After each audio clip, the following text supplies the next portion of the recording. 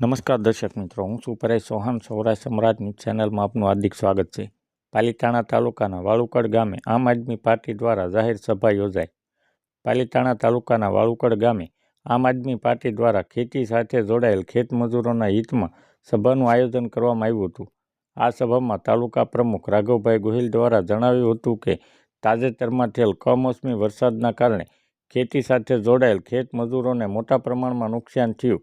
તેના વળતર રૂપે રાજ્ય સરકાર દ્વારા આર્થિક પેકેજ જાહેર કરવું જોઈએ અને સરકારે પોતાની નૈતિકતા સમજી ખેતમજૂરો માટે તાત્કાલિક આર્થિક પેકેજ જાહેર કરવું જોઈએ અને તાલુકા મહામંત્રી રાજુભાઈ ગોહિલ દ્વારા આક્રોશ સાથે જણાવ્યું હતું કે જે લોકો સીધા જ ખેતી સાથે જોડાયેલા છે, જે ખેત ઉત્પાદનથી પોતાનું ગુજરાન ચલાવતા હોય તેવા ખેતમજૂરોનો પાક ઉપર આવેલ કપાસ, મગફળી, બાજરો, મકાઈ, કઠોળ જેવા જીવન જરૂરી પાકનું મોટા પ્રમાણમાં નુકસાન થયું છે. ત્યારે રાજ્ય સરકાર અને કેન્દ્ર સરકારે પોતાની નૈતિકતા સમજી તાકીદે આર્થિક પેકેજ જાહેર કરવું જોઈએ, જેથી કરીને ખેતી સાથે જોડાયેલ ખેતમજૂરોને આર્થિક મદદ મળી રહે અને આવતા વર્ષે ખેડૂતોના ખેતરોમાં ભાગ્યું રાખવામાં ઉત્સાહ વધે.